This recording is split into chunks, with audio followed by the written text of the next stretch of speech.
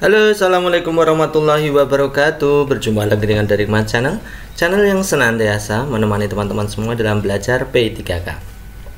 Melanjutkan program belajar kita, program belajar P3K tahap 3 untuk kompetensi teknis PGSD seri yang ke-11. Jadi kita sudah memasuki seri ke-11.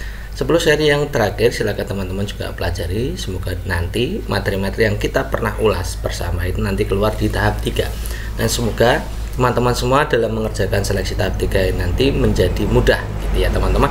Silahkan teman-teman itu simak pembahasannya secara baik ya. Yang pertama, ini ada varian baru, pertanyaan baru. Apa arti 5 cahaya di lambang bintang di Pancasila? Kemarin yang diingat itu hanya opsi A, B, C.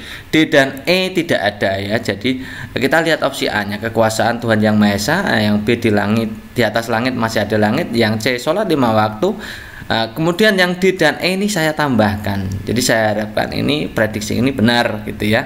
Tambahannya itu saya kira saya harapkan itu benar. Nanti teman-teman kalau ada yang mau berkomentar ya tentang opsi D dan E ini, silahkan berkomentar ya. Saya hanya berusaha untuk menjawab gitu ya.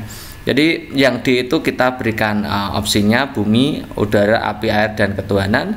Yang E itu bintang merupakan cita-cita yang tinggi. Ini mana yang merupakan arti dari 5 cahaya di lambang bintang Pancasila. Kita tahu ya teman-teman, untuk lambang bintang di Pancasila itu melambangkan sila 1, ketuhanan Yang Maha Esa.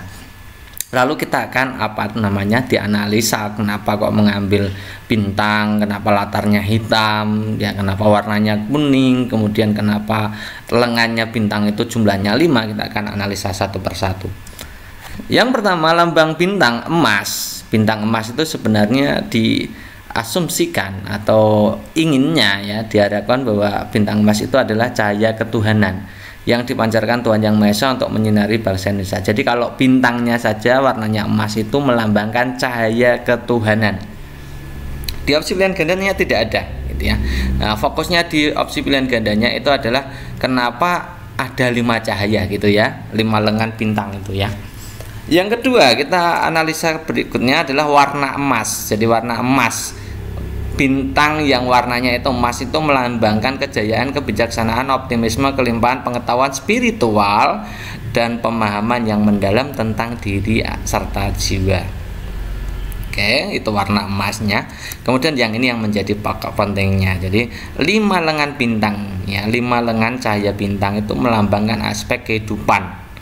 Ya, aspek kehidupan yaitu bumi, air, api, bumi, udara, api, air, dan lengan yang mengarah ke atas itu ketuhanan gitu ya teman-teman ya. Jadi 5 lengan itu melambangkan seperti itu. Jadi jawaban yang tepat adalah opsi yang D. Oke, next berikutnya. Kalau massa 75 kg, gayanya 510 Newton, di tengah jalan massa ditambah 25 kg, jadi gayanya menjadi berapa? Apakah 1530 Newton, 1080 Newton, 680 Newton, atau 1000 Newton? Oke teman-teman, kalau mengerjakan soal ini berarti ini hubungannya dengan hubungan antara gaya dan massa. Kita sudah belajar banyak tentang hukum Newton 2 ya, hubungan antara gaya, massa, dan percepatan. Oke, kita akan kerjakan ini. Kita tulis dulu yang diketahui massanya. Pertama, massa sebelum ditambah itu 75, kita tulis saja M1 75. Gaya sebelum ditambah itu 510 Newton gitu ya. Kemudian di tengah jalan massanya ditambah 25. Jadi tadi 75 kita tambahkan 25, jadi massa keduanya menjadi 100 kg gitu ya.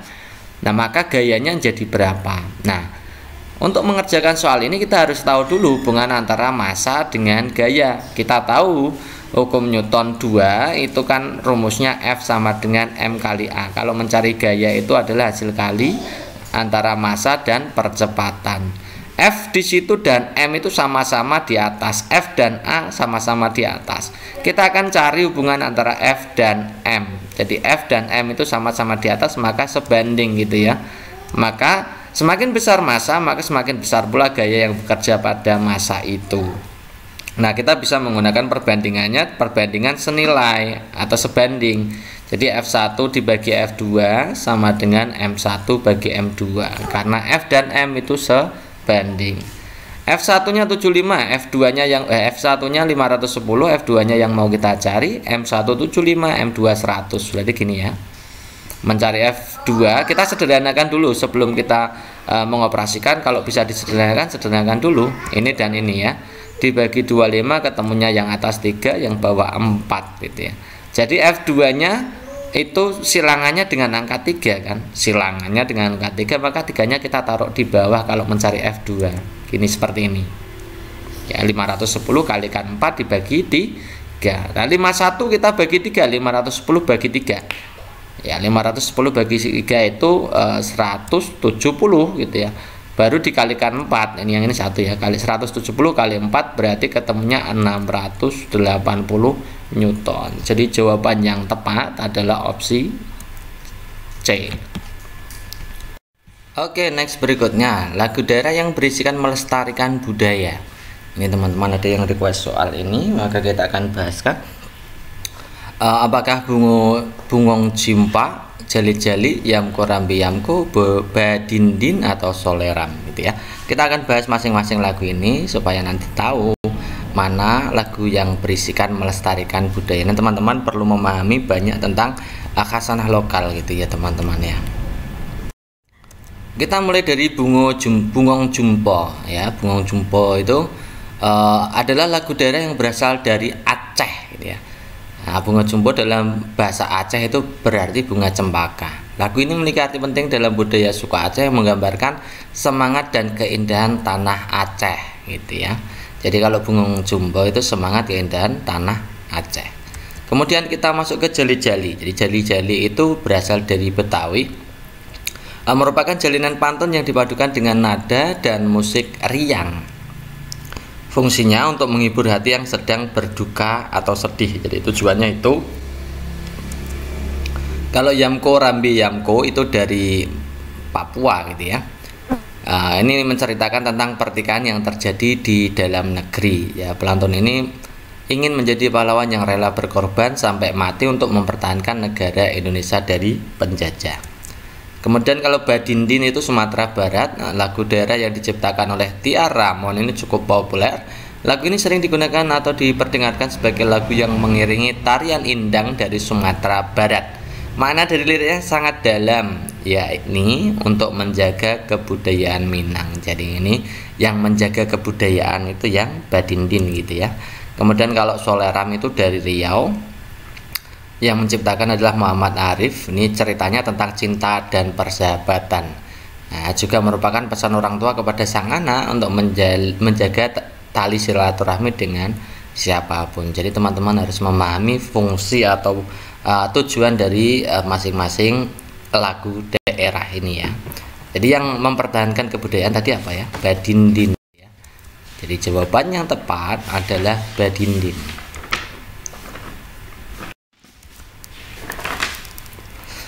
Disajikan gambar seperti itu kompor jadul ya, kompor zaman dahulu gitu ya.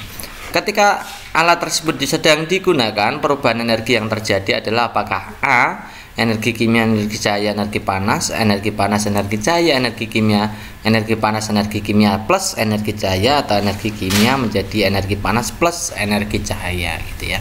Jadi teman-teman perlu diketahui bahwa ini adalah kompor minyak ya, kompor minyak. Kompor dulu itu belum pakai gas tapi kompor minyak. Bahan bakarnya adalah minyak, maka itu disebut sumber energi kimia gitu ya, kimia. Kemudian ketika dinyalakan ada nyala api gitu ya. Nyala api itu energi panas sekaligus energi cahaya. Jadi energi panas dan energi cahaya itu merupakan konversi atau perubahan energi dari energi kimianya ya. Jadi jawaban yang tepat adalah jawaban yang ini, yang D, energi kimia menjadi energi panas plus energi cahaya. Tidak A ya. Yang A itu energi cahaya kemudian energi menjadi energi panas, tidak.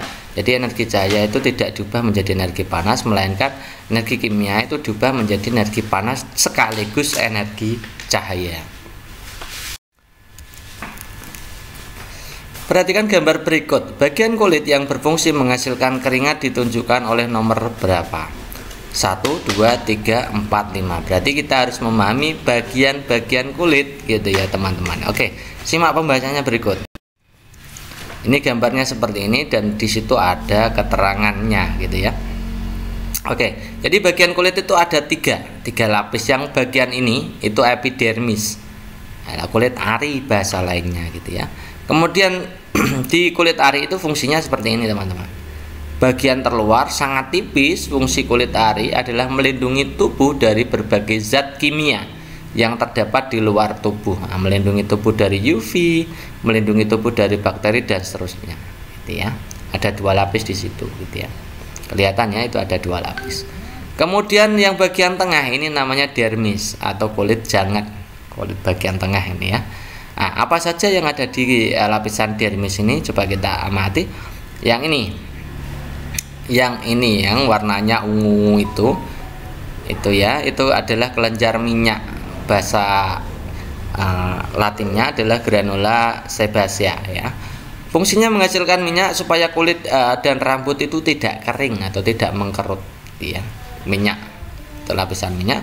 Kemudian yang ini teman-teman, ini adalah kelenjar keringat. Jadi tersebar di seluruh kulit dan berfungsi untuk menghasilkan keringat yang dikeluarkan melalui pori-pori kulit. Di situ ada pori-porinya ke atas gitu ya.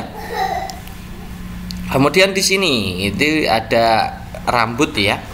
Rambut dari atas bawah, di situ kelenjar rambut, akar, batang rambut serta kelenjar minyak rambut. Nah, di situ ya. Kemudian yang ini teman-teman, ini percabangan dari yang warnanya merah dan apa itu namanya biru. Yang biru merah itu pembuluh darah gitu ya. Kalau yang percabangannya lagi namanya pembuluh kapiler ya. Kapiler pada kulit ini fungsinya mengantarkan nutrisi zat makanan kepada akar rambut dan sel-sel kulit lainnya. Ya. Nah, itu adalah bagian dari lapisan dermis atau kulit jangat. Sekarang bagian bawah ini yang warnanya kuning itu lemak gitu ya. Itu namanya hipodermis atau bagian dalamnya itu lemak subkutan ya. Lemak kulit bawah. Ini fungsinya melindungi tubuh dari benturan, sebagai sumber energi cadangan dan menahan panas tubuh. Ya, jadi semakin banyak lemaknya maka semakin bisa menahan hawa dingin gitu ya. Semakin gemuk maka semakin bisa menahan hawa dingin. Itulah bagian-bagian dari kulit. Silakan teman-teman perhatikan. Nah, berarti kita bisa menjawab ya. Jadi nomor 1 ini rambut, yang kedua ini adalah epidermis, yang ketiga ini bagian tengah berarti ya.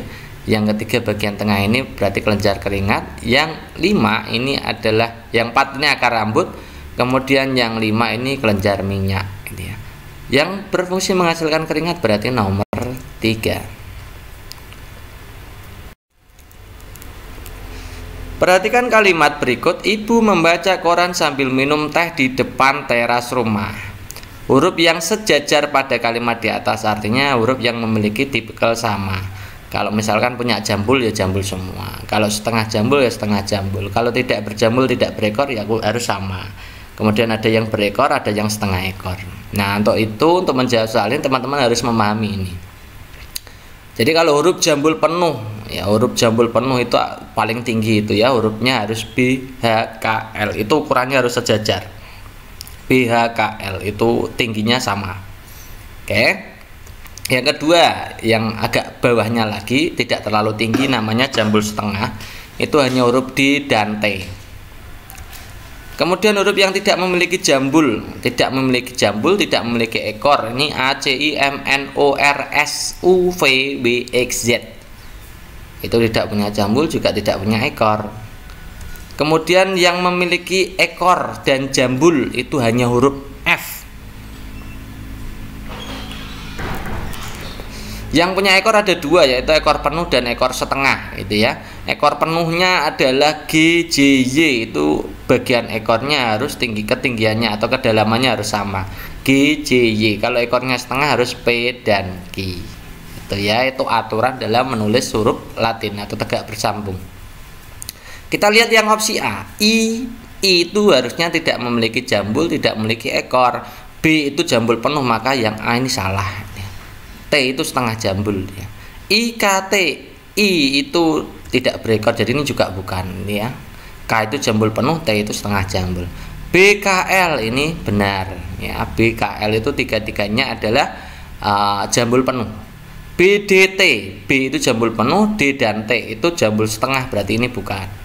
KLT, K dan L itu jambul penuh, T itu jambul setengah. Jadi ini bukan ya. Jadi jawaban yang tepat adalah opsi C. Lagu yang menceritakan tentang kecintaan negara karena sudah meninggalkan negara lain untuk bekerja. Itu opsinya A itu Desaku Yang Kucinta, B Tanah Airku, C dan D Lupa gitu ya. Tidak apa-apa, ini kan request ya, jadi kita akan bahas. Kalau Desaku Yang Kucinta itu tentang kerinduan kepada tempat kelahirannya. Kerinduan tentang tempat dia dilahirkan atau tempat kelahiran. Kalau Tanah Airku itu menceritakan cinta tanah air meskipun menjalani hidup di luar negeri. Nah, ini yang paling cocok ya. Jadi jawaban yang tepat adalah opsi B. Next berikutnya, pernyataan yang tepat tentang hubungan massa, gaya dan percepatan. Ini selalu pertanyaan ini diulang-ulang gitu ya teman-teman. Kemarin itu ada pertanyaan tentang hubungan massa, percepatan dengan gaya dan percepatan dengan massa. Sekarang hubungan massa, gaya dan percepatan. Kita lihat opsi A, massa benda sebanding dengan percepatan benda. B-nya massa benda berbanding terbalik dengan gaya yang bekerja pada benda tersebut. Opsi C-nya massa benda sebanding dengan kecepatan benda. Opsi D, massa benda berbanding terbalik dengan percepatan benda. Opsi E, massa benda berbanding terbalik dengan percepatan dan gaya. Oke teman-teman, akan kita tahu ya, ini tentang hukum 2 Newton. Hukum 2 Newton itu rumusnya A sama dengan F per M. Ya, kalau dalam bentuk A gitu ya. Jadi kalau yang ditanyakan hubungan antara percepatan, gunakan yang rumus ini. Nah, untuk melihat itu hubungan, teman-teman kan bisa mengetahui bahwa A itu kan bisa ditulis dengan A per 1 ya. A per 1 sama dengan F per M. A per 1 kan A itu sendiri gitu ya. Supaya nanti menjelaskannya lebih mudah itu ya. Kita lihat ya teman-teman, hubungan A dan F. A itu di atas, F itu di atas. Maka sebanding. Ya, sama-sama di atas ya gitu ya. Kemudian A dan M, A itu di atas, M di bawah, maka pasti berbanding terbalik gitu loh, caranya begitu. Nah sekarang kalau hubungannya masanya yang di depan, nah, rumus A sama dengan F per M itu kalau mencari M kan berarti F per A gitu ya, iya kan. Maka kalau kita gunakan seperti tadi, masanya berarti sebanding dengan gaya atau F, M sebanding dengan F. Kemudian massa dan percepatan itu masanya di atas, percepatannya di bawah, maka berbanding terbalik. Ya, kita lihat opsi A, massa benda sebanding dengan percepatan benda. Salah ya, harusnya berbanding terbalik. Jadi jawaban yang tepat itu opsi D itu teman-teman. Massa benda berbanding terbalik dengan percepatan benda. Kalau yang opsi E itu salahnya di mana? Nah, berbanding terbalik dengan percepatan, massa itu benar, tapi harusnya massa dengan gaya itu sebanding. Jadi opsi E salah gitu ya. Berikutnya Pak Jody memiliki kebun berbentuk persegi panjang. Panjang dan lebar kebun tersebut berturut-turut 25 meter dan 20 meter. Di sekeliling kebun akan ditanami pohon mangga. Jarak antar pohon 10 meter. Dan harga setiap bibit mangga itu 50.000. Biaya yang dibutuhkan berapa? Itu ya, opsi pilihan gandanya seperti itu. Nah, kita tahu bahwa persegi panjang itu di situ di sekeliling, berarti hubungannya nanti dengan keliling ya. Masa panjangnya 25, lebarnya 20. Nah, karena di sekeliling maka kita harus menentukan keliling. Keliling persegi panjang kan 2 dalam kurung P tambah L, atau supaya tidak terjadi kesalahan perhitungan, teman-teman bisa menggunakan rumus P tambah L tambah P tambah L gitu aja. Pasti benarnya gitu ya. Jadi P tambah L tambah P tambah L itu 25 tambah 20, 25 tambah 20. Kalau kita hitung itu ternyata 90 meter. Kelilingnya 90, padahal jaraknya atau J, kita simbolkan J itu 10 meter per pohonnya. Nah, maka banyaknya tanaman kan kita bisa rumuskan K dibagi J. Kelilingnya dibagi jarak masing-masing pohon atau jarak antar pohon.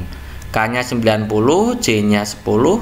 90 dibagi 10 ketemunya 9. Jadi tanamannya kita butuh 9. Nah, setelah itu harganya ternyata 50.000 satu tanamannya, maka biayanya ya tinggal kalikan saja. 9 kali 50.000 ketemunya 450.000. Jadi jawaban yang tepat adalah opsi D.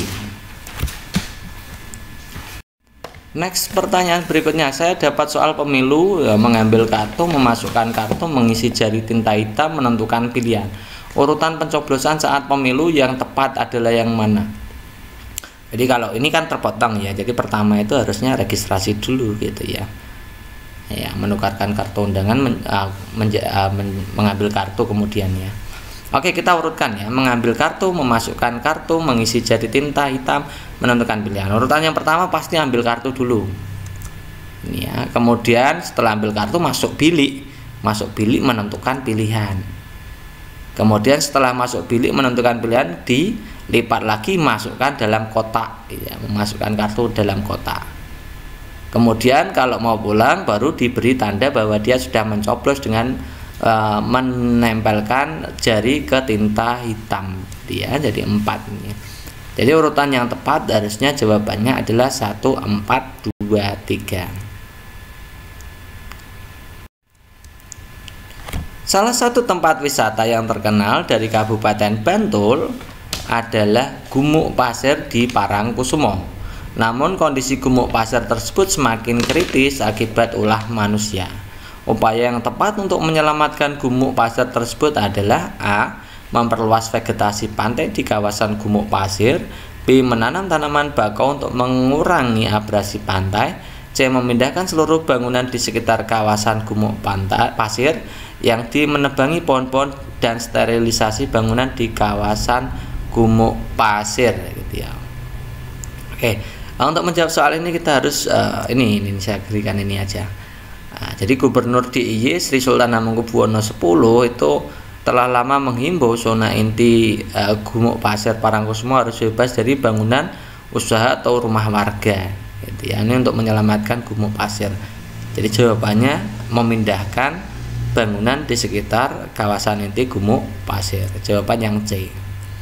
Kenapa tidak menggunakan yang B? Itu gumuk pasir itu sudah bagus ya teman-teman. Kalau ditambahi dengan tanaman bakau nanti sudah bukan lagi seperti objek wisata gitu ya. Vegetasi pantai di kawasan gumuk pasir tidak, menebangi pohon ini jelas nanti malah mengganggu gitu ya. Jadi jawabannya yang C ini ya. Perhatikan gambar berikut. Ini ada gambar seperti itu. Tahapan daur hidup hewan tersebut yang menguntungkan bagi petani. Apakah telur, larva, nimfa, imago? Nah, dilihat teman-teman, ini adalah tanaman kumbang kura-kura. Jadi tanaman kumbang kura-kura itu memakan hama kecil, hama yang lebih kecil seperti trips, apis itu dimakan dia. Nah, karena dimakan maka nanti menguntungkan manusia ketika proses dewasanya gitu ya. Ketika dewasa gitu ya. Kalau telur itu tidak berpengaruh apa-apa terhadap petani. Kalau larva itu ulet ya, ulatnya itu memakan daun ya, ini jelas merugikan. Nimfa itu kecil, bentuknya kecil tidak. Imago itu yang memakan apis strip tadi. Jadi ini imago itu dewasa memakan hama. Ini menguntungkan gitu ya teman-teman. Jadi jawaban yang tepat yang imago. Jadi kupu-kupu, kemudian kumbang kura-kura seperti ini itu yang bermanfaat untuk petani itu adalah yang imagonya, daur yang imago. Yang merugikan jelas yang yang larva atau ulatnya. Perhatikan gambar berikut. Ini ada gambar di situ sistem pencernaan. Ini banyak sekali yang keluar. Fungsi organ pencernaan yang terjadi pada nomor 1 dan 2 seperti tampak pada gambar. Apakah membunuh organisme, mikroorganisme dan menjaga kekebalan tubuh, menjaga kekebalan tubuh dan membunuh mikroorganisme, menyerap air dan menyerap sari-sari makanan, atau menyerap sari-sari makanan dan menyerap air. Berturut-turut ini ya, nomor 1 dan nomor 2. Nomor 1 itu jelas itu adalah usus besar, nomor 2 adalah usus halus. Nah, kalau fungsinya usus besar itu adalah mengatur kadar air dalam feses atau menyerap air. Juga di situ ada bakteri Escherichia coli ya untuk mengubah bentuk fesesnya itu ya. Kalau usus halus itu khusus untuk menyerap sari-sari makanan.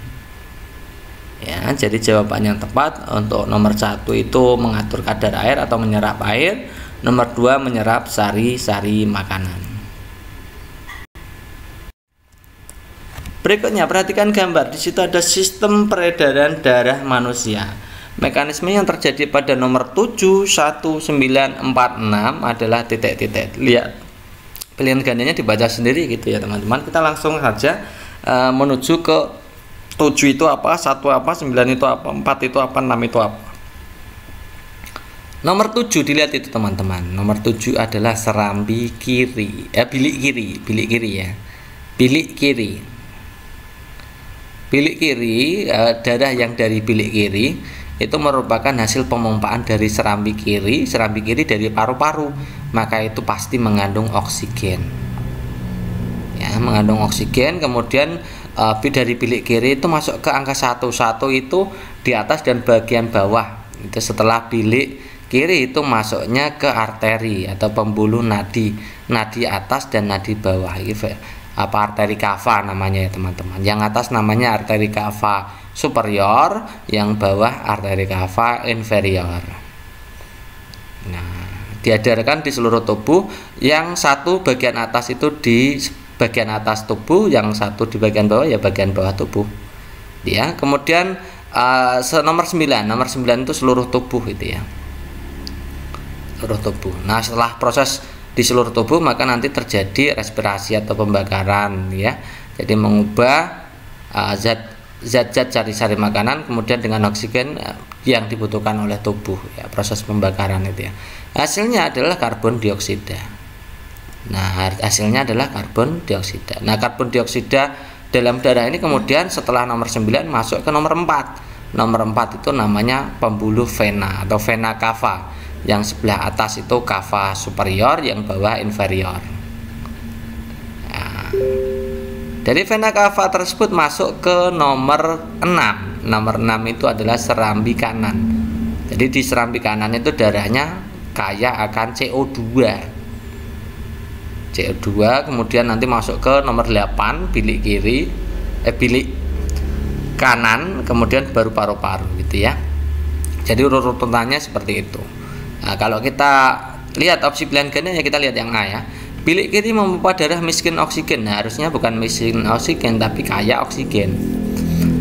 Yang B, bilik kiri memompa darah kaya oksigen, yes, ke seluruh tubuh. Kemudian darah kaya karbon dioksida mengalir ke serambi kanan, yes, itu ya.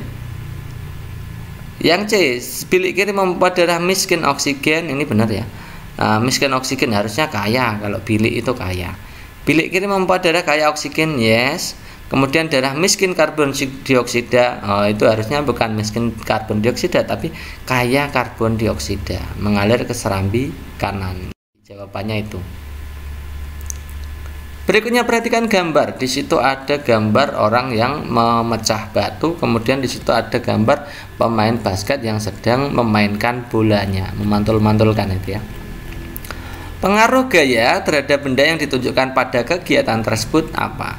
Apakah A, benda diam menjadi bergerak dan mengubah arah gerak benda?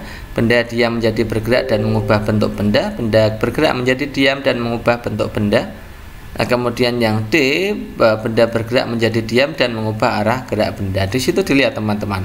Yang gambar awal ini itu kan batu mulanya besar, dikenai gaya, dipukul ya, dikenai gaya kemudian menjadi hancur berkeping-keping gitu ya. Maka itu mengubah bentuk benda. Pertama mengubah bentuk benda. Kemudian di situ ada gambar kedua, itu orang yang memainkan bola. Pertama bola kan pasti diam, kemudian dipantulkan ke bawah jadi bergerak itu ya. Jadi mengubah benda diam menjadi bergerak ya. Nah, mengubah benda diam jadi bergerak, maka jawaban yang tepat jawabannya adalah B, mengubah benda diam menjadi bergerak dan mengubah bentuk benda. Cara penggunaan panel surya yang dimanfaatkan dalam kehidupan sehari-hari adalah titik-titik.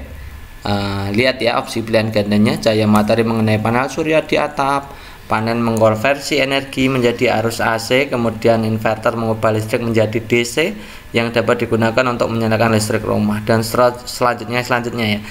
Jadi ini tentang alur pemanfaatan panel surya. Kita akan jawab. Kita juga sudah pernah menjawab ini kelihatannya ya, mekanisme penggunaan panel surya.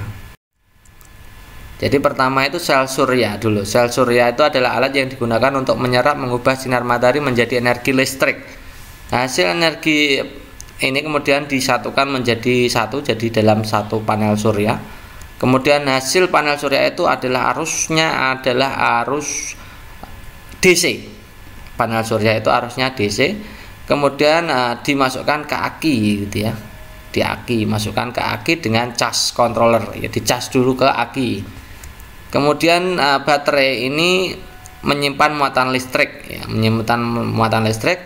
Sel surya mengonversi energi cahaya menjadi energi listrik. Energi tersebut kemudian disimpan pada baterai. Nah, itu posisinya di baterai itu kan DC gitu ya. Inverter adalah perangkat yang digunakan untuk mengubah DC menjadi AC. Jadi setelah di baterai itu arusnya DC. Kemudian agar bisa digunakan maka harus diubah ke AC karena barang-barang perlengkapan kita itu berarus AC. Itu ya, saya ingat kembali kalau baterai itu arusnya adalah DC, supaya bisa digunakan maka kita gunakan inverter mengubah DC menjadi AC. Jadi kita bisa jawab ya, jawaban yang tepat opsinya adalah opsi yang mana ini nanti ya. Kita langsung aja ya analisa satu persatu ya. Cahaya matahari mengenai panel surya di atap. Oke. Panel surya mengkonversi energi menjadi arus AC, bukan ya teman-teman. Jadi panel surya itu mengkonversi energi menjadi harusnya DC. Jadi opsi A jelas sudah salah. Cahaya matahari mengenai panel surya di atap, panel mengonversi energi menjadi arus AC. Ini juga salah ya, harusnya DC. Cahaya matahari mengenai panel surya di atap, kemudian energi diubah menjadi DC, yes. Kemudian dialirkan ke inverter, inverter mengubah menjadi arus AC, dapat digunakan. Oke, yes ini. Yang D, cahaya matahari mengenai panel surya di atap, kemudian energi diubah menjadi arus DC yang mengalir ke generator. Ini tidak ada generatornya ya teman-teman. Gitu ya. Jadi pakainya adalah inverter, bukan generator. Jawaban yang tepat adalah opsi C. Perhatikan gambar berikut. Jenis gaya yang digunakan pada kegiatan tersebut adalah titik-titik. Jelas ya teman-teman. Di situ lihat ya, opsi pilihan gayanya gaya otot, gaya gesek, gaya otot, gaya pegas, gaya dorong, gaya otot, gaya dorong, dan gaya gesek. Ini jelas ya. Di situ ada gesekan tidak? Tidak, karena di situ pakainya roda, jadi tidak perlu gesekan. Beda dengan meja.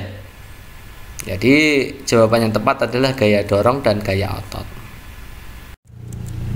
Yang pertama, perhatikan gambar di bawah ini. Di situ nomor 1 ada pesawat terbang, kemudian nomor 2 ada penggaris yang menarik kertas, nomor 3 ada terjun payung, keempat ada kompas di situ, dan kelima ada kelapa jatuh. Yang merupakan gaya gravitasi adalah nomor apakah 123, 145, 135 atau 134. Oke. Kita harus tahu dulu ya teman-teman, gaya gravitasi itu apa gitu ya. Jadi gaya gravitasi itu salah satu jenis gaya yang dipengaruhi oleh gaya tarik sebuah benda ke pusat bumi gitu ya, intinya seperti itu. Jadi gaya tarik dari bumi itu sendiri gitu ya, terhadap benda-benda di atasnya. Nah, kalau begitu kita langsung bisa menyimpulkan gitu ya, kalau pesawat itu dipengaruhi oleh gaya gravitasi bumi apa tidak? Ya tentu saja, karena itu di atas permukaan bumi dan memiliki massa, maka ini pasti adalah gaya gravitasi. Ya, intinya kalau punya massa dan berada di atas permukaan bumi itu berarti ada gaya gravitasi yang muncul gitu. Yang kedua, itu ada potongan kertas yang ditarik oleh penggaris, itu bukan gaya gravitasi ya teman-teman, itu adalah listrik statis gitu ya, gaya listrik ya. Kemudian di situ ada orang terjun payung, itu juga pasti dipengaruhi oleh gaya gravitasi. Kalau tidak dipengaruhi gaya gravitasi, mungkin saja terjun payung itu tidak akan pernah mendarat ke tujuannya gitu ya, melayang-layang di udara terus. Itu kalau tidak ada gaya gravitasinya. Maka ini gaya gravitasi. Yang keempat, itu ada penggunaan kompas. Kompas itu bukan merupakan aplikasi dari gaya gravitasi, karena kompas itu sebenarnya adalah gaya magnet bumi gitu ya. Kemudian yang kelima itu kelapa jatuh. Kelapa bisa jatuh itu tentu saja dipengaruhi oleh gaya gravitasi menuju ke bumi ya kalau jatuh ya. Nah, jadi yang merupakan gaya gravitasi adalah nomor 1, nomor 3, dan nomor 5.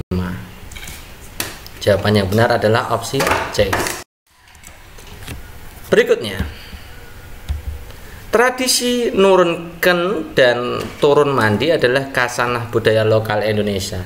Tradisi tersebut merupakan adat dalam rangka titik-titik gitu ya. Apakah A meminta hujan turun, memberi makan leluhur dengan memberikan makan di ranah ketika ingin bercocok tanam ya, tanah ketika bercocok tanam gitu ya, menyambut kelahiran anak atau bayi yang baru lahir, yang D itu memohon kesuburan sawah dan hasil panen yang melimpah. Nah, ini jenis tradisi lokal itu perlu teman-teman pelajari gitu ya. Kemarin kita juga sudah belajar tradisi hujan, sekarang ada tradisi lain yaitu turun mandi dan nurunken gitu ya. Oke, kita akan bahas satu persatu gitu ya. Beberapa tradisi yang memang unik di Indonesia dan merupakan khasanah lokal Indonesia yang terkenal gitu aja. Kita pelajari yang umum saja gitu ya. Yang pertama ada nurunken, itu upacara adat Sunda untuk menyambut kelahiran bayi. Jadi menyambut kelahiran bayi gitu ya. Kemudian ada Jatakarma Samskara, itu dari Bali, itu dilakukan untuk menyambut kelahiran bayi juga. Kemudian turun mandi dari Sumatera Barat, itu salah satu prosesi adat Minangkabau dalam menyambut kelahiran bayi. Jadi ada 3 tradisi, yaitu nurunken, Jatakarma Samskara, dan turun mandi itu menyambut kelahiran bayi. Kemudian yang lain, ada adat lain adalah kebu-kebuan, itu daerah Banyuwangi, itu digelar untuk memohon kesuburan sawah dan hasil panen, itu kebu-kebuan gitu ya teman-teman. Jadi opsi D itu bukan setara ya, tidak sama dengan turun mandi gitu ya. Kemudian tradisi meminta hujan itu datang dari Bali. Nah, tradisi meminta hujan dari Bali itu ada. Kemudian cowongan, itu tradisi minta hujan juga gitu ya. Kalau dari Bali itu yang kebu kendi itu ya.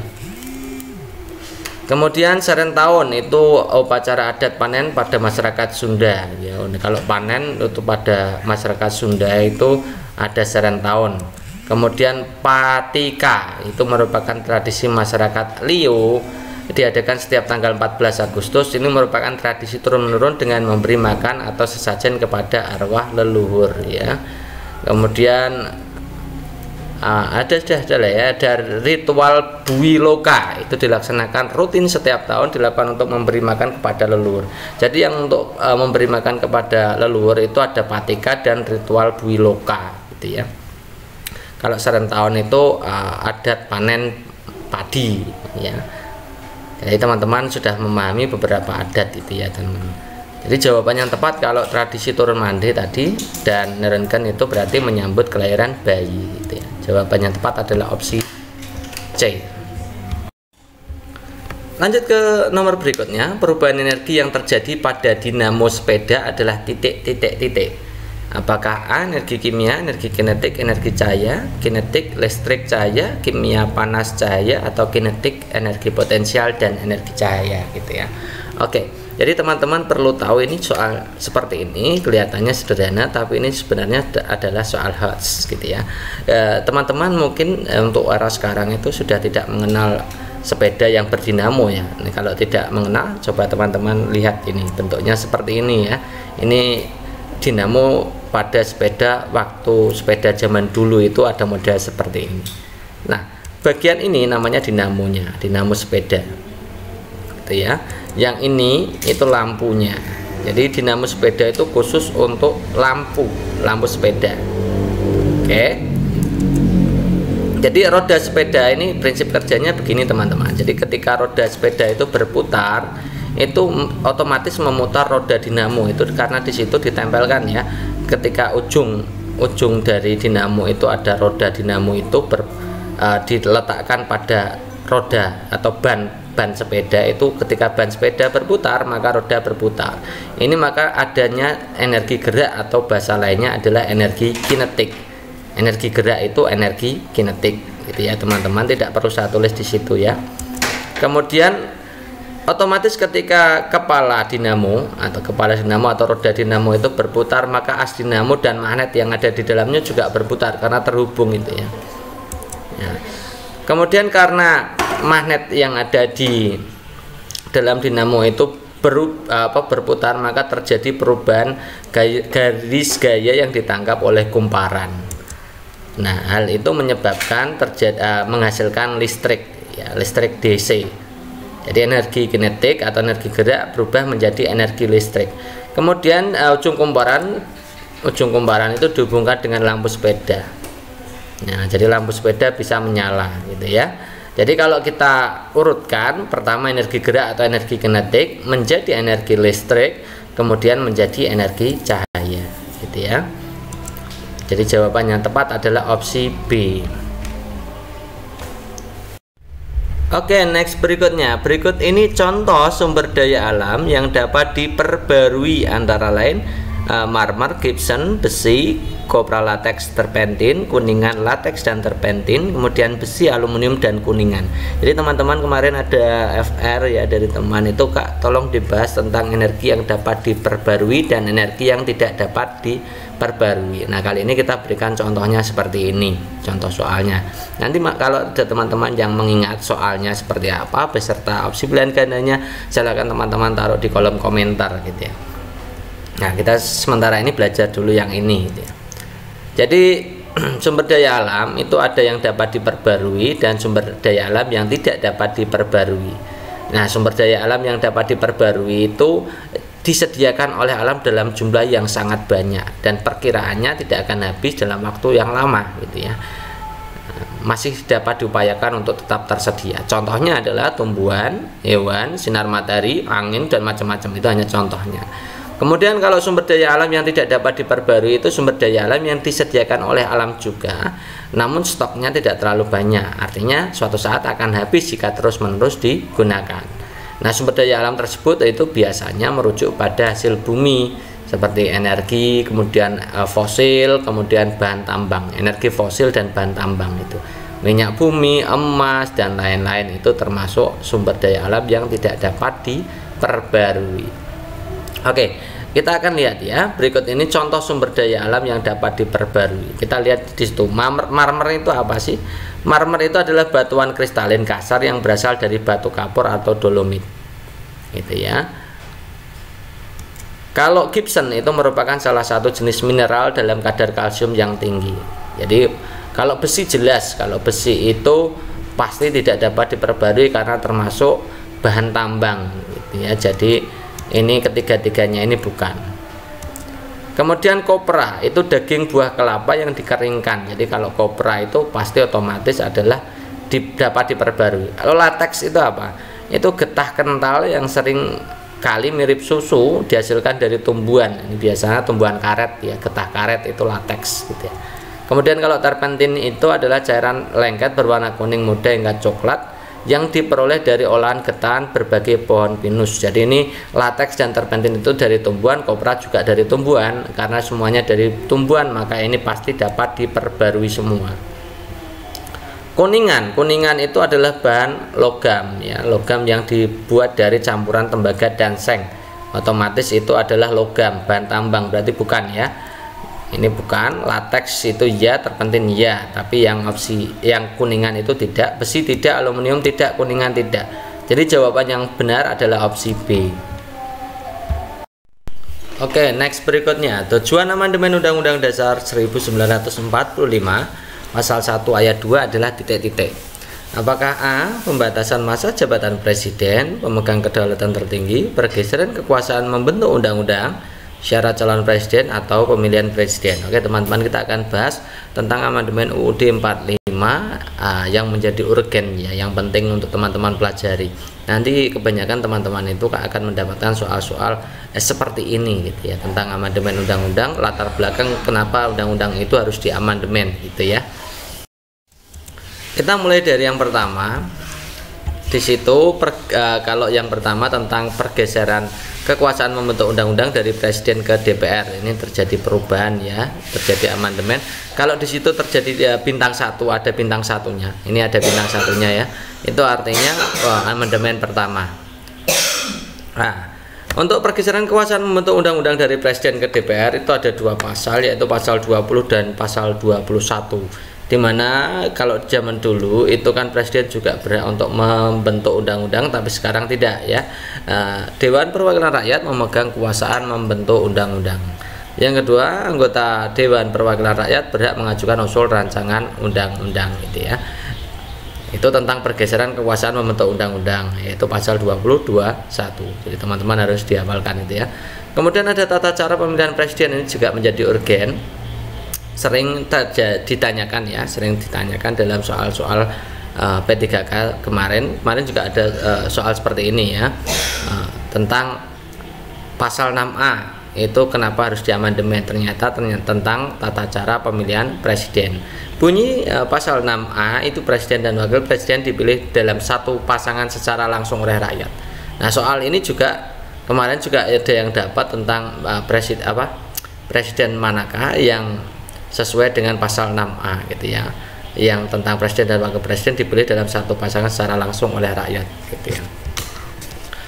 Kemudian kedaulatan, tentang kedaulatan itu pasal 1 ayat 2. Jadi kedaulatan berada di tangan rakyat dan dilaksanakan menurut Undang-Undang Dasar.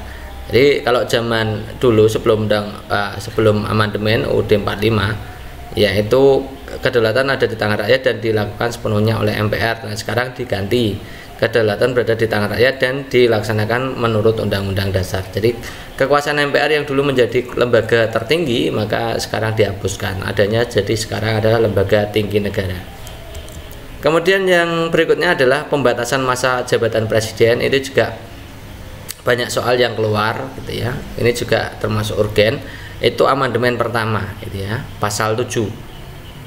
Kalau ada bintangnya 1 berarti amandemen pertama ya, di mana bunyinya adalah presiden dan wakil presiden memegang jabatan selama 5 tahun dan sesudahnya dapat dipilih kembali dalam jabatan yang sama hanya untuk 1 kali masa jabatan. Ini yang sudah berlaku. Kemarin ada soal tentang itu, presiden mana yang sesuai dengan pasal 7. Presiden dan wakil presiden memegang jabatan selama 5 tahun dan dapat dipilih kembali dalam jabatan yang sama, yaitu Presiden Susilo Bambang Yudhoyono yang sudah melaksanakan ya. Kalau Jokowi kan belum selesai. Nanti kalau sudah selesai, kalau tidak mencalonkan lagi gitu ya, berarti sudah sesuai dengan pasal 7 amandemen pertama gitu ya.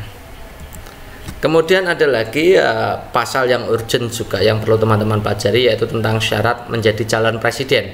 Itu pasal 6, di mana calon presiden dan calon wakil presiden harus seorang warga negara Indonesia sejak kelahirannya dan tidak pernah menerima kewarganegaraan lain karena kehendak sendiri, tidak pernah mengkhianati negara, serta mampu secara rohani dan jasmani untuk melaksanakan tugas dan kewajiban sebagai presiden dan wakil presiden. Nah, ini juga amandemen ke-3.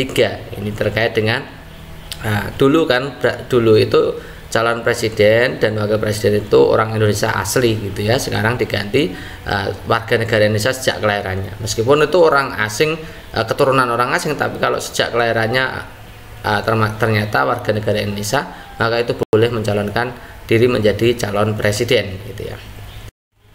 Nah, dari apa yang sudah kita bahas tentang pasal-pasal urgen yang terdapat pada amandemen UUD 45, di sini yang ditanyakan adalah tujuan amandemen UUD 45 pasal 1 ayat 2. Pasal 1 ayat 2 tadi adalah menghapuskan peran MPR sebagai lembaga tinggi negara, tertinggi negara menjadi lembaga tinggi negara.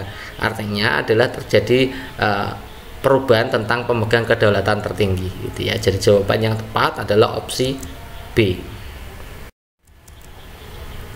Perhatikan gambar roller coaster yang akan bergerak paling cepat pada posisi apa. Ini gambarnya seperti ini. Posisinya di A, B, C, D, dan E. Di situ dilihat teman-teman. Perhatikan gambar roller coaster akan bergerak paling cepat pada posisi apa? Apakah posisi A, B, C, D, atau E? Nah, pada roller coaster itu adalah aplikasi dari penerapan hukum kekekalan energi mekanik, teman-teman. Energi mekanik itu apa? Kita akan jelaskan seperti ini. Jadi energi mekanik itu adalah penjumlahan antara energi potensial dan energi kinetik. Teman-teman perlu tahu, energi potensial itu energi yang ada karena faktor ketinggian. Karena faktor ketinggian itu energi potensial. Kalau energi kinetik itu karena kecepatan. Artinya benda bergerak cepatnya gitu ya. Nah, energi mekanik itu bunyinya hukum kekekalan mekanik itu energi mekanik di semua titik sama. Energi mekanik di A, B, C, D, E itu sama gitu ya.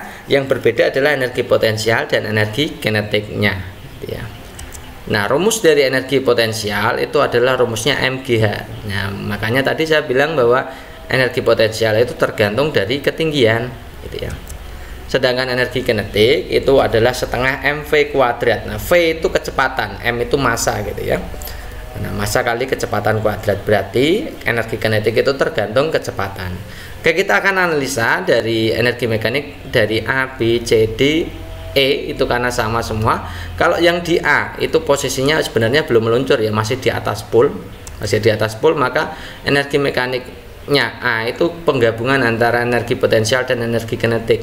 Nah, energi kinetiknya masih kecil karena baru meluncur, gitu ya. Jadi energi potensialnya yang maksimum. Kalau yang di B itu energi mekanik di B kan sama dengan energi mekanik di A. Nah, energi potensialnya di situ karena ketinggiannya sudah 0 maka ya 0. Nah, kan tadi kita bilang bahwa energi potensial itu tergantung ketinggian. Pada posisi B itu kan pas di lantai ya. Jadi energi potensialnya 0, M kali G kali H hanya 0, maka M kali G kali H ya 0 itu. Energi kinetiknya berarti maksimum karena energi tadi hubungannya dengan hukum kekekalan energi mekaniknya. Karena hukum kekekalan energi mekanik EM di A itu sama dengan EM di B.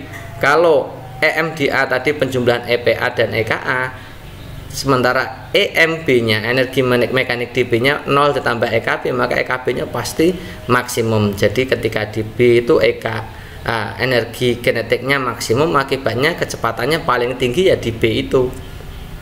Kalau di D itu ya masih penjumlahan, energi potensialnya ada tapi tak sebesar A, energi kinetiknya ya tak sebesar dari B, gitu ya. Di C sama ya, di C itu energi potensialnya lebih besar dari D, lebih kecil dari A, tapi energi kinetiknya lebih kecil dari D, ya kan, lebih kecil dari D karena energi kinetik di D tadi lebih tinggi kan, gitu ya.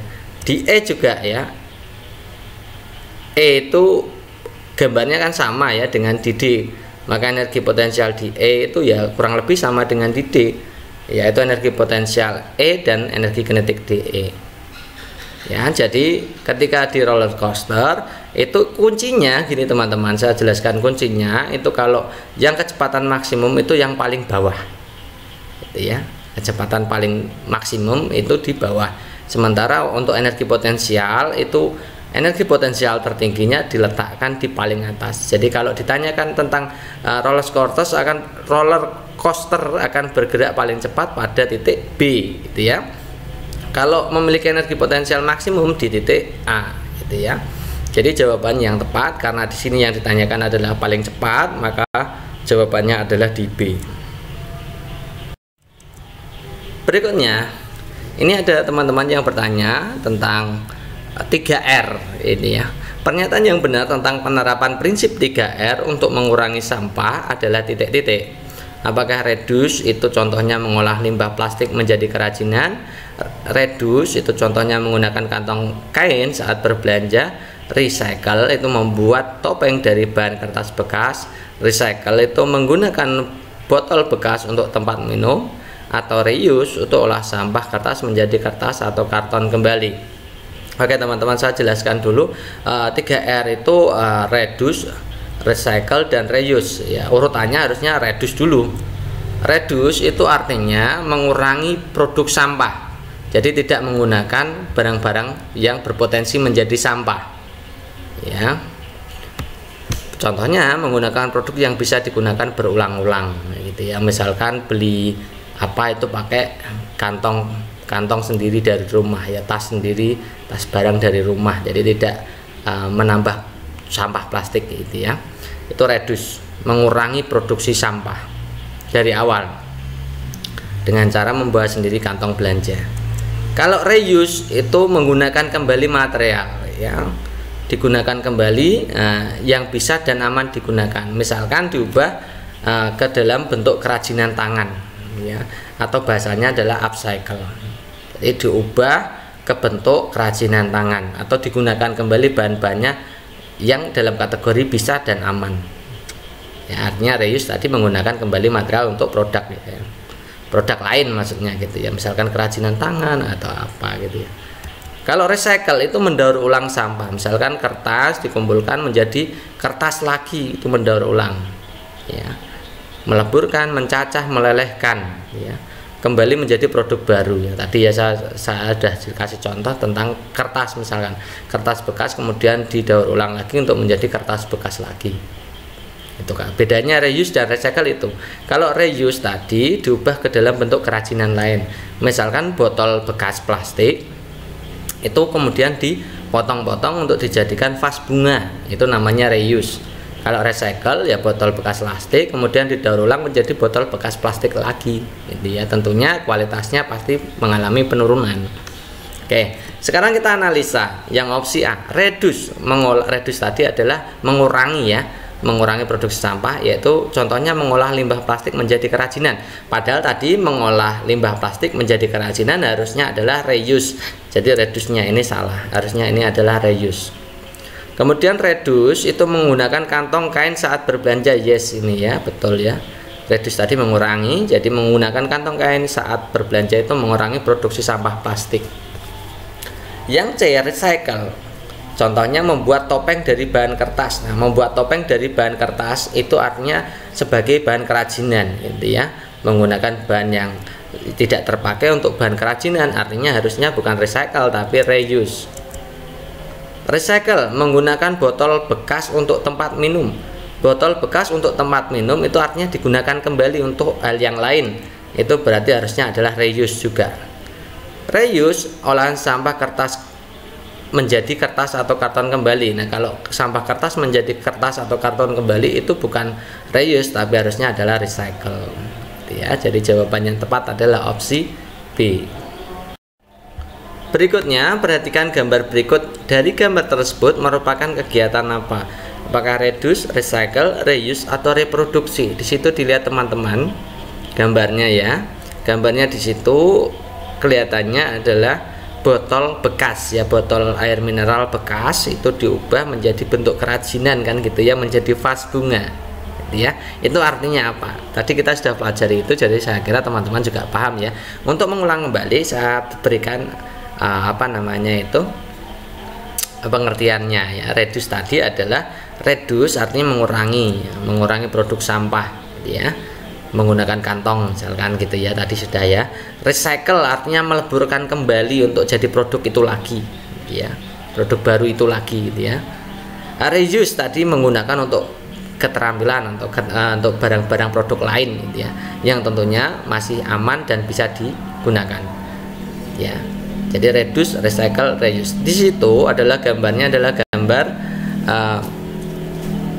vas bunga dari botol air mineral. Jadi menggunakan bekas botol air mineral digunakan untuk produk kerajinan, artinya adalah reuse, gitu ya. Jadi jawaban yang tepat adalah opsi C. Berikutnya, penyebab gajah dan harimau turun ke perkampungan adalah apakah migrasi harimau, penebangan pohon, hutan jadi kebun, memburu gading dan kulit, gitu ya. Ini juga termasuk soal yang menjebak, ya. Jadi teman-teman nanti pasti tahu, gitu ya, kalau ini kok pilihan gandanya bagus semua, gitu ya, lalu jawaban yang tepat yang mana, gitu ya. Oke, kita berikan untuk literasinya seperti ini. Jadi kita harimau dulu, ya. Jadi harimau Sumatera, ini saya kasih contoh harimau Sumatera. Harimau Sumatera yang turun ke pemukiman warga di Kecamatan Langkahan, Aceh Utara dipicu karena kerusakan hutan. Jadi harimau itu turun ke perkampungan karena hutannya rusak, gitu ya. Yang kedua, harimau masuk ke pemukiman atau perkebunan warga karena adanya alih fungsi lahan dan penebangan hutan. Ya, jadi penebangan pohon dan hutan dijadikan kebun itu, kalau hutan dijadikan kebun kan berarti alih fungsi lahan. Kalau penebangan pohon kan juga masuk di situ, sehingga habitatnya terganggu. Akibatnya adalah harimau turun ke pemukiman penduduk. Berikutnya, mereka turun ke kampung, artinya harimau itu turun ke kampung karena makanannya di kawasan hutan itu sudah menipis. Nah, adanya perburuan rusa, akhirnya harimau itu cari makan dengan cara ke pemukiman warga memakan ternak. Itu kalau harimau, ya. Sekarang kita lihat yang gajah. Jadi seringnya gajah bermunculan disebabkan karena habitat mereka yang semakin lama semakin berkurang. sama ya, habitatnya semakin berkurang karena biasanya tentang alih fungsi lahan dan penebangan gitu ya. Tergerus dengan pembangunan dan banyaknya masyarakat yang membuka lahan. Nah tadi ya, alih fungsi lahan, karena itu pasokan makanan mereka pun menjadi sedikit. Jadi faktor pasokan makanan menjadi sedikit itu dipengaruhi oleh alih fungsi lahan. Nah berarti jawabannya kalau tidak B, yang C. Condong kemana? Tentu saja jawabannya lebih tepat itu ke C, adanya alih fungsi hutan menjadi kebun. Nah kalau hutan dijadikan kebun otomatis pohonnya kan ditebangi gitu ya. Kalau penebangan pohon ya biasa saja penebangan pohon. Nah, kalau penebangan pohon secara membabi buta itu baru jawabannya mungkin juga itu termasuk ya. Penebangan pohon itu hal yang lumrah kalau memang sesuai dengan aturan. Kalau alih fungsi hutan dijadikan kebun itu jangan jadi masalah, karena nanti habitat dari hewan-hewan hutan itu nanti akan semakin tipis, semakin mengecil, semakin berkurang, sehingga nanti stok makanan untuk mereka itu juga berkurang. Jadi jawaban yang tepat adalah opsi yang C gitu ya. Berikutnya, perhatikan gambar. Di situ ada gambar jantung gitu ya, yang ditunjukkan dengan huruf S. Fungsi bagian organ yang ditunjukkan oleh huruf S adalah titik-titik. Apakah mengalirkan darah ke seluruh tubuh, memompa darah ke seluruh tubuh, mengalirkan darah ke paru-paru, memompa darah ke paru-paru, atau mengalirkan darah kaya oksigen ke jantung. Oke teman-teman harus tahu ya, kemarin kita sudah pelajari tentang fungsi organ jantung, bagian dan fungsi-fungsinya. Sekarang kita lihat ya, kita sambil mengingat-ingat lagi apa yang sudah kita pelajari di pertemuan sebelumnya di program 10 atau kalau tidak salah itu ya. Itu kalau gambar S itu adalah jelas itu gambar aorta. Aorta itu adalah pembuluh darah besar yang nanti akan disalurkan ke arteri ya, arteri kava dan arteri kava ya, baik superior maupun inferior. Nah fungsi dari aorta itu hanya mengalirkan darah gitu ya, mengalirkan darah dari bilik keri ke arteri kava menuju seluruh tubuh gitu ya. Jadi fungsinya hanya mengalirkan, tidak memompa. Kalau memompa itu fungsinya jantung, bagian-bagian jantung gitu ya. Kita lihat yang opsi A, mengalirkan darah ke seluruh tubuh. Yes, ini ya. Memompa darah ke seluruh tubuh. Kalau memompa darah yang ke seluruh tubuh itu bukan aorta. Yang memompa darah menuju seluruh tubuh itu adalah bilik kiri. Mengalirkan darah ke paru-paru. Kalau menuju paru-paru itu bilik kanan, arteri. Kalau mengalirkan arteri ya, itu bukan memompa tapi mengalirkan. Mengalirkan darah ke paru-paru itu arteri pulmonalis. Memompa, kalau memompa berarti bagian jantung ya. Memompa darah ke paru-paru itu bilik kanan. Mengalirkan darah kaya oksigen ke jantung itu vena pulmonalis. Jadi jawaban yang tepat adalah opsi A. Oke, next berikutnya. Perhatikan gambar berikut, itu ada gambar seseorang yang sedang bermain bola gitu ya. Kegiatan pada gambar menunjukkan gaya dapat mengubah apakah A. bentuk dan arah gerak benda, bentuk dan kecepatan benda, posisi dan bentuk benda, D. itu gerak dan posisi benda. Coba teman-teman perhatikan. Nah di situ orang sedang ngoper gitu ya. Jadi bola diam menjadi bergerak tentu gitu ya. Jadi karena bola diam menjadi bergerak itu terjadi perubahan kecepatan gitu ya. Kemudian bola bergerak diubah arahnya, itu berarti mengubah arah gerak juga. Arah gerak juga berubah karena di situ itu menendang itu bisa arahnya kemana saja gitu ya. Kemudian karena di situ ada dia menjadi bergerak, kemudian maka terjadi perubahan posisi bola. Jadi dari kaki menuju ke tiang gawang, misalkan menendang ke gawang, itu berarti terjadi perubahan posisi itu pada gambar gitu ya. Kalau kita lihat apakah mengubah bentuk benda, jelas tidak ya. Bola itu kalau ditendang masih utuh bentuknya bola. Jadi tidak pada gambar di atas itu berarti bukan mengubah bentuk benda. Jadi yang bentuk-bentuk itu salah semua ya. Opsi A ada bentuknya, opsi B ada bentuknya, opsi D ada, opsi C ada bentuknya. Maka jawaban yang tepat adalah opsi D. Pohon bakau bisa tumbuh di lingkungan dengan kadar garam tinggi, terendam air, tanah berpasir, dan sedimen lumpur. Bakau memiliki benih yang dapat bertahan lama hingga berminggu-minggu terbawa arus air. Nah, adaptasi yang dilakukan tumbuhan pada ilustrasi tersebut bertujuan untuk apa? Ini banyak sekali pertanyaan tentang mangrove ya teman-teman.